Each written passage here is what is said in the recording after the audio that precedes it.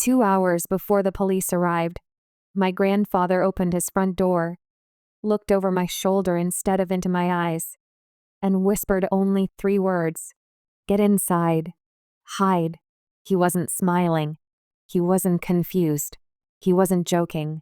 The man who had spent 78 years teaching me that every problem could be solved with patience suddenly looked like someone measuring the distance between himself and disaster. His hand trembled as he pulled me into the hallway, closed the door without making a sound, and locked it twice. Then he reached into the pocket of his old brown cardigan, placed a brass key in my hand, and said, "No matter what you hear today, don't let anyone know you have this." I had driven almost 4 hours to surprise him. Instead, I walked into a secret that had been waiting for nearly 15 years. And before that day ended, I would discover that the people who called themselves family had been building their future on a foundation that never legally belonged to them. But I didn't know any of that yet. I only knew that my grandfather had never been afraid of anything before, and now he wanted me to hide. Welcome back to Reality Drama Story, where family secrets unfold and quiet decisions change everything. If you're new here, drop a comment and subscribe. Now, let's get into today's story. My name is Emily. I'm 32 years old, and I work as an architectural project manager in Portland. My job is simple to explain but difficult to master. Before a building rises into the sky, someone has to study every line beneath it, every measurement, every hidden support, every small detail that nobody notices until something collapses. Grandpa used to tell me life worked exactly the same way. The strongest house, he'd say while sketching tiny floor plans on old napkins, isn't the one with the prettiest walls. It's the one with the deepest foundation. When I was 8 years old, every Saturday belonged to him. We built birdhouses in his garage. We repaired old clocks that rarely worked again. We planted tomatoes behind the fence even though squirrels stole half of them every summer. He never rushed anything. If a board needed sanding, he sanded it twice. If a nail bent, he removed it instead of pretending it was straight. Looking back, I realize he wasn't teaching me woodworking. He was teaching me character. After my grandmother passed away, our Saturdays became quieter. He still made pancakes shaped like uneven circles. He still insisted orange marmalade tasted better than strawberry jam. But sometimes I would catch him staring at the empty chair across the kitchen table. He never spoke about loneliness. He simply made room for it. When I turned 18 and left for college, he hugged me once and handed me a leather notebook. Inside the cover, he'd written one sentence. Read contracts twice. Read people 3 times. At the time, I laughed. Now I understand it was probably the most expensive advice anyone has ever given me. My father, Richard, was Grandpa's only son. Growing up, I assumed they were simply different people. Grandpa believed money was a tool. Dad believed money was proof. Grandpa repaired things. Dad replaced them. Grandpa remembered birthdays without reminders. Dad remembered inheritance taxes before family dinners. The distance between them wasn't loud. It was measured, like 2 walls slowly leaning away from each other until the roof no longer connected. When my mother died, Dad remarried within 2 years. Her name was Diane. She was polite, always perfectly dressed, always perfectly prepared. She remembered everyone's coffee order. She never forgot an anniversary. She donated to charities, volunteered at community events, smiled during every family photograph. No one could point to a single cruel thing she had ever done. That was the remarkable part. She never pushed. She simply positioned herself where pushing would eventually become unnecessary. The first change was small. Grandpa stopped hosting Thanksgiving. "It'll be easier at our house," Diane suggested. Everyone agreed. The next year, Christmas moved too. Then birthdays. Then Sunday lunches. Little traditions disappeared one at a time, like bricks quietly removed from an old chimney. Nothing collapsed immediately, but eventually, the structure wasn't the same. I noticed something else over the years. Whenever Grandpa told stories, Diane finished them for him. Whenever he answered questions, she corrected tiny details. Whenever relatives discussed family property, she changed the subject before Grandpa finished speaking. It was subtle, almost elegant. Most people called her helpful. I called her efficient. There is a difference. By the time I was 26, Grandpa rarely drove anywhere. Dad insisted it was safer if someone else handled appointments. Then someone else began paying his bills. Then someone else organized his paperwork. Eventually, someone else answered his phone. Each decision sounded reasonable by itself. Together, they formed something else. Control rarely arrives all at once. It arrives disguised as convenience. My visits became less frequent after work grew busier. Sometimes Grandpa sounded tired. Sometimes Diane answered before he reached the phone. Sometimes Dad told me Grandpa was sleeping even though, in the background, I could hear his favorite jazz station playing. I convinced myself everything was fine. Distance has a strange way of making unanswered questions feel acceptable. Then, 6 weeks before everything changed, Grandpa mailed me a postcard. Not a text, not an email. A postcard. On the front was a picture of an old lighthouse standing against rough waves. On the back he wrote only 2 sentences. Some doors stay locked because everyone forgot they still exist. Visit when you can. No signature. No explanation. I read it 3 times.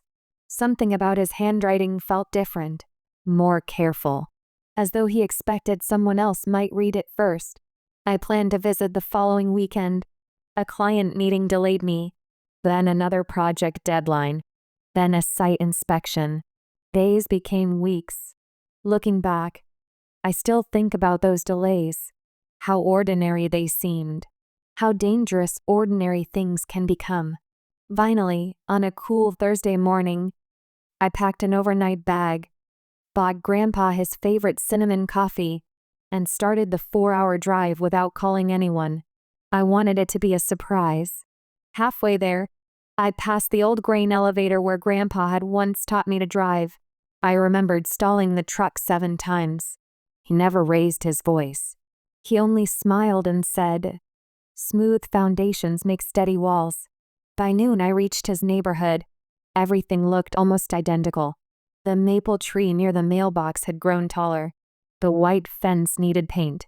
His porch swing still leaned slightly to the left. But one thing was different. A black luxury SUV I had never seen before sat in the driveway. Its windows were tinted. The engine was still warm. Someone had arrived recently. I picked up the coffee carrier, walked to the front porch, and noticed another detail. The curtains were closed. Grandpa never closed them during the day. I knocked once. No answer. I knocked again. This time I heard footsteps. Not one person, at least 2. Then silence. Nearly 30 seconds passed before the lock turned. The door opened only a few inches. Grandpa stood there. His face had lost weight. A fading bruise marked the side of his wrist. His eyes widened the moment he recognized me. For one brief second, relief crossed his face. Then it disappeared. He looked past me toward the driveway, toward the street, toward the parked SUV. His voice became almost inaudible. "Emily." Before I could hug him, he gripped my arm with surprising strength. His fingers tightened. His breathing became uneven. Then he leaned close enough that only I could hear him. "Get inside," he whispered. He glanced behind him. His eyes filled with something I had never seen before. I didn't ask a single question. Something in Grandpa's voice told me questions could wait. Timing could not. He pulled me through the doorway, closed it without a sound, and guided me down the hallway toward the small study at the back of the house. It had once been my favorite room. Shelves lined every wall, filled with history books, engineering manuals, and binders labeled in Grandpa's careful handwriting. He opened a narrow closet behind the bookshelves. "I'll be back in a minute," he whispered. Before I could protest, he placed the small brass key into my palm. "If anyone asks," he said, "you were never here." The closet door closed. A narrow crack between the frame and the wall gave me a partial view of the study. My heartbeat became the only sound I could clearly hear. Then another voice echoed through the hallway. "Dad?" "Who was at the door?" Grandpa answered without hesitation. "Just the mail carrier." There was a pause. No package. No. Another silence. Then footsteps approached the study. The door opened. Dad stepped inside. He looked older than I remembered, but not softer. His expensive watch caught the afternoon light. His shirt was perfectly pressed. Everything about him suggested control, except his eyes. They were searching. "You seem nervous," he said. "I'm tired. You've been tired a lot lately." Grandpa smiled faintly. "That happens when you reach 78. Dad didn't smile back. For almost 20 seconds, neither of them spoke. Then Dad's phone rang. He glanced at the screen. "Diane's here." Only after the footsteps faded did I realize I had been holding my breath. Grandpa opened the closet. "You can come out." "What is happening?" He didn't answer immediately. Instead, he walked to the window and moved the curtain less than an inch. "They think I'm forgetting things." "Are you?" He turned toward me with the same steady expression I'd trusted my entire life. "No." The answer came without hesitation. "Then why are they treating you like this?" "Because it helps them." Those 5 words settled heavily between us. He motioned toward the old oak desk. "I need to show you something." He unlocked the center drawer. Inside sat several folders, each marked with dates stretching back more than a decade. The oldest one read, June 18, 2011. The newest, March 4, 2026. He slid the newest folder across the desk. "Read the first page." It wasn't a medical report. It was a legal letter. The heading belonged to a law firm in the city. The subject line read, "Estate Planning Revision. Confidential." I looked at Grandpa. "You changed your will?" "I changed much more than that." He folded his hands. "Do you remember the commercial warehouse on East Mercer Road?" I nodded. It had been in our family for decades. My great-grandfather had purchased the property long before the surrounding land became valuable. "It's worth around $4 million now," Grandpa said quietly. "I thought Dad owned it." "So does everyone else." A long silence followed. I looked back at the documents. "There are 3 properties," Grandpa continued. "The warehouse, this house, and 47 acres outside Brookfield. I thought everything had already been transferred." "So did your father." My stomach tightened. "What are you saying?" Grandpa reached for another folder. "This is where careful reading matters." Inside was a trust agreement dated September 14, 2012. Every page carried notarized signatures. Every amendment had witnesses. Every detail was organized with astonishing precision. Then I saw the clause. Section 8.4. It was only 6 paragraphs long, yet it changed everything. The family assets would remain under the trust until Grandpa's death. No beneficiary could receive ownership if they had attempted to pressure, manipulate, or improperly influence estate decisions. Any verified attempt at coercion automatically suspended that person's inheritance rights pending independent legal review. I read it twice, then a third time. I looked up. "Dad doesn't know?" Grandpa smiled sadly. "No, neither does Diane. They've never seen the final version." I stared at him. "Why?" "Because I never gave it to them." He stood and walked toward the bookshelf. "When your grandmother became ill, we met with an attorney." He paused. "She worried about something." "What?" "That kindness can sometimes be mistaken for weakness." He gently touched the frame of an old wedding photograph. "She wanted protection built into the foundation. Architectural language." Even now, I understood exactly what he meant. Buildings weren't tested on sunny days. They were tested during storms. So everything they've been planning depends on assumptions. He nodded. Expensive assumptions. I kept turning pages. There were financial summaries, tax filings, property evaluations, even handwritten notes. Everything had been documented, methodically. Then I noticed another envelope. It wasn't addressed to a lawyer. It was addressed to me. My full name. In Grandpa's handwriting. Can I open it? When the time is right. I frowned. When is that? When everyone believes they've already won. That evening the house slowly filled with people. Diane moved through the kitchen greeting everyone with effortless confidence. She poured wine. She complimented everyone's clothes. If someone had walked into that house without knowing our family, they would have assumed she had been holding everyone together for years. Appearances are remarkable structures. Sometimes they stand on nothing more than paint. I watched quietly from the corner of the living room. Nobody questioned why I had arrived. Dad simply said, "Emily decided to stop by." Diane hugged me. What a wonderful surprise. Her smile never reached her eyes. Dinner began at exactly 6:30. Grandpa barely touched his food. I counted something without meaning to. During the meal, Diane mentioned the word future 11 times. Dad referred to family responsibility 7 times. Grandpa spoke only 4 complete sentences. Every time he began another, someone interrupted. I finally understood why silence had become his safest language. Halfway through dinner, Dad cleared his throat. "I've been speaking with a financial advisor." Grandpa looked at him calmly. "We should simplify things." No response. "The properties require management. It would make sense to transfer everything now instead of waiting." The room became unusually quiet. Nobody looked directly at Grandpa. Instead, they watched him the way investors watch markets. Waiting. Grandpa reached for his water. "I'll think about it." Dad forced a smile. "We've already discussed it." "No," Grandpa answered softly. "You discussed it." The difference landed heavily on the table.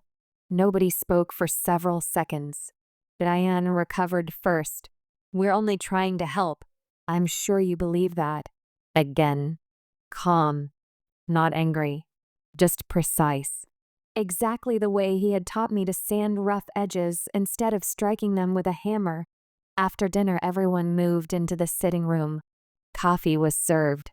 Conversation split into smaller groups. I noticed Dad speaking quietly into his phone near the back door. His words were short. "Tomorrow. Attorney.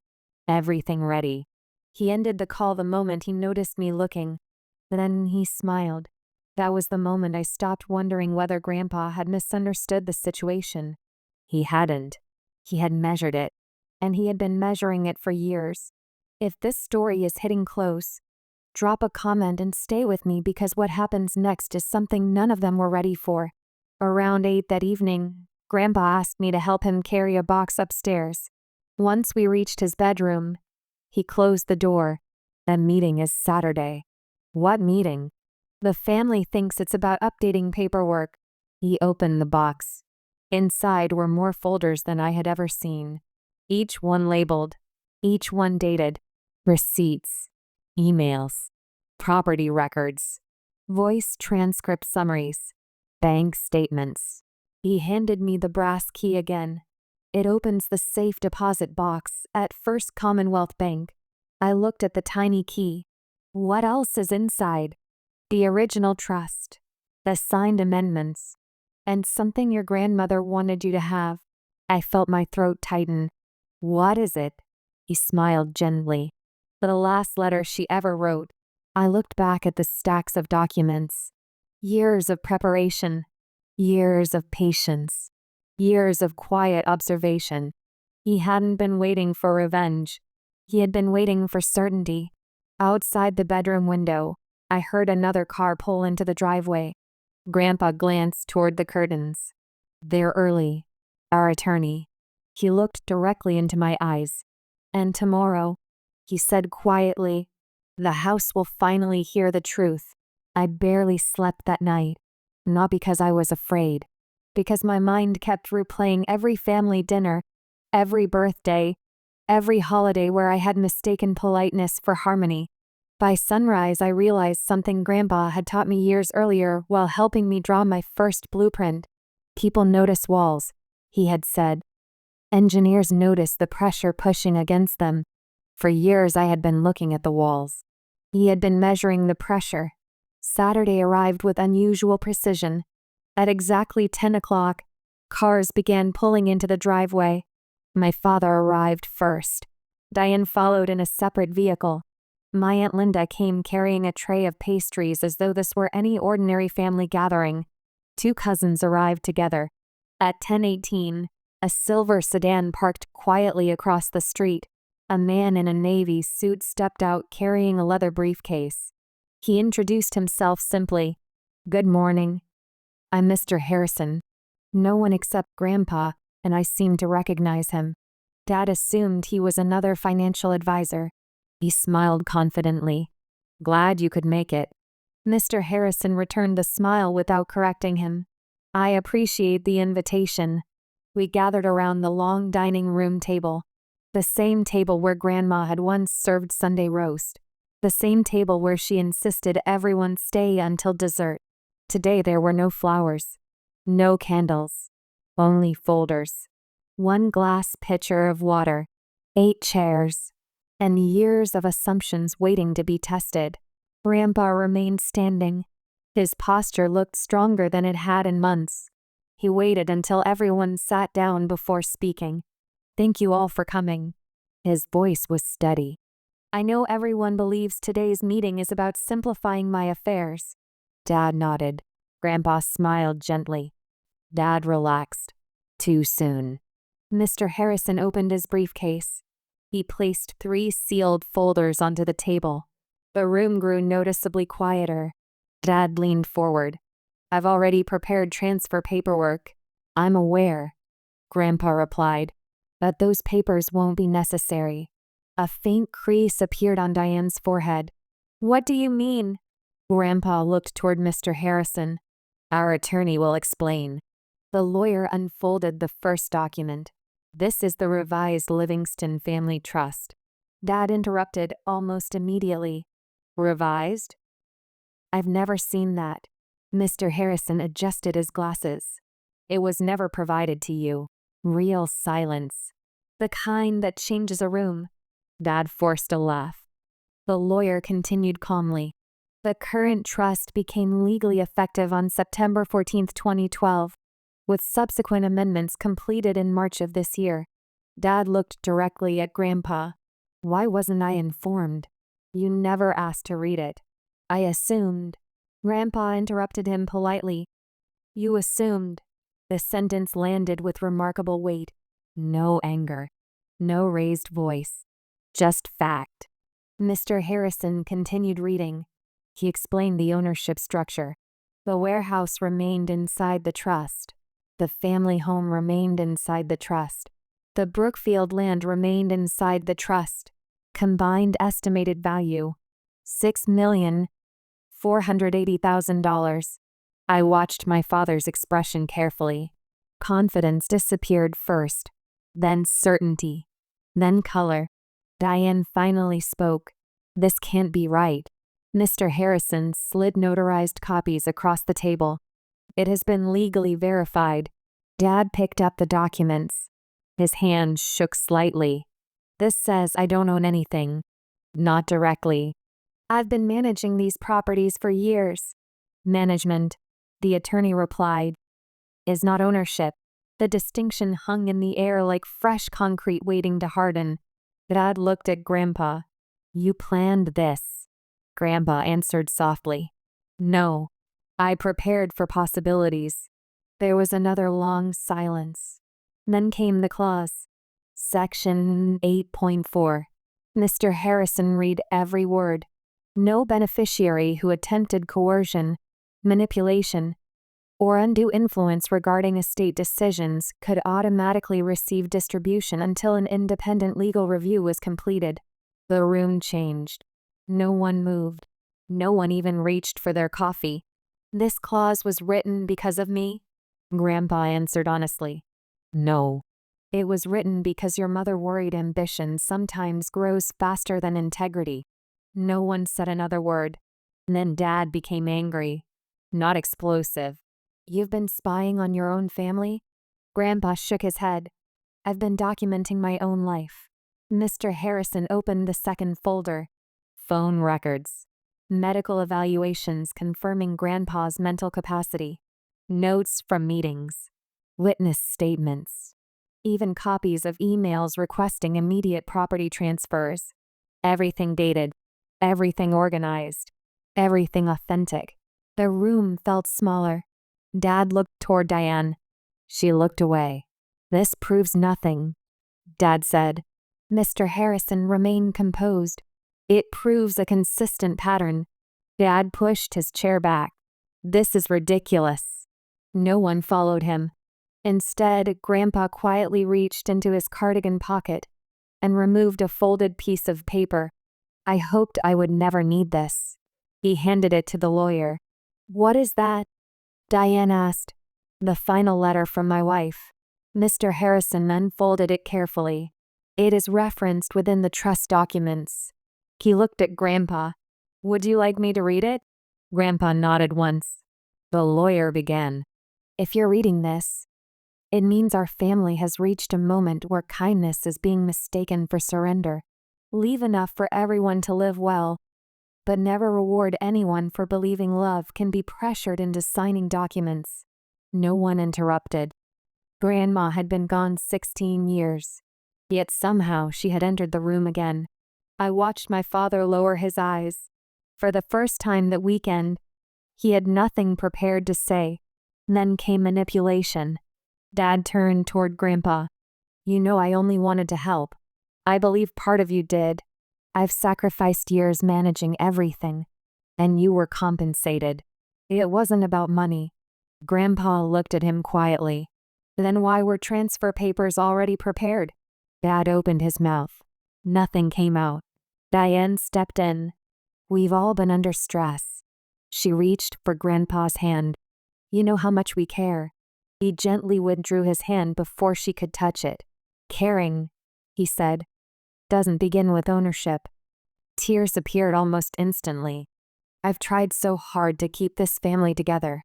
Grandpa nodded sympathetically. I know. She seemed relieved. Then he continued, but holding people close and holding their signatures are two different things. The tears continued, but something had changed. No one rushed to comfort her, because everyone had spent the last hour watching documents speak louder than emotions. Until that moment, my Aunt Linda had remained almost completely silent. She finally looked around the room. I think we've all missed something. Everyone turned toward her. She smiled sadly. We've spent years discussing what this family would receive. She looked at Grandpa. Almost no one asked what you actually needed. No one answered. Because she was right. Grandpa wasn't fighting to keep money. He was fighting to keep his independence. Mr. Harrison opened the final folder. The trust outlines the final distributions.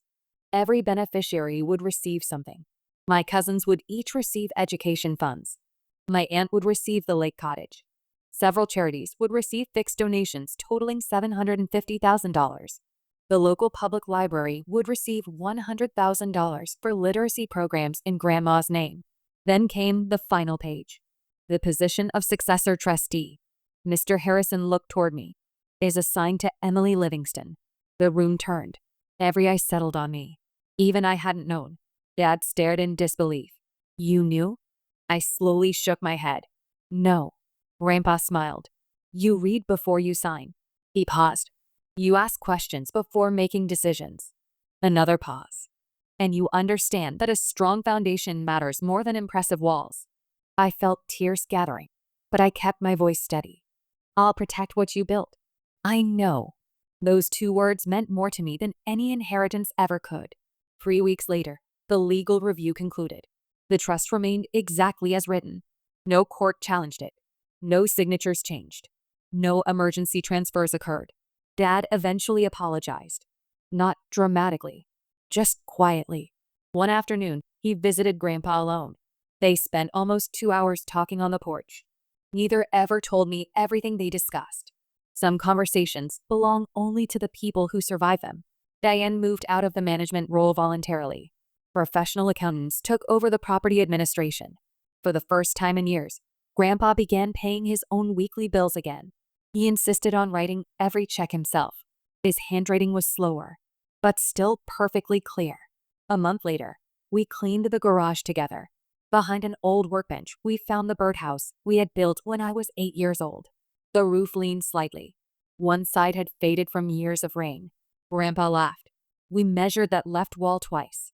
We still built it crooked. He smiled. Not crooked.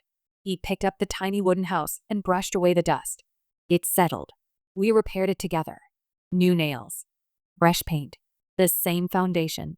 When we finished, he placed it back beneath the maple tree where it had always belonged. Sometimes restoration isn't about building something new. It's about returning something valuable to the place it should never have left. Grandpa passed away peacefully 412 days after that meeting. Among his personal belongings was the envelope he had shown me upstairs. Inside was Grandma's final letter addressed to me. At the very end, she had written one sentence. When you inherit responsibility before wealth, you usually keep both. I keep that letter in the leather notebook Grandpa gave me when I left for college. The one that still opens to the first page. Read contracts twice. Read people 3 times. I read those words every year. Not because I fear betrayal. Because foundations deserve regular inspection. And families do too. This is not revenge. This is what happens when patience is stronger than pressure. If this story reminded you to know your worth, share it with someone who needs to hear it. Subscribe, drop a comment, and I will see you in the next one.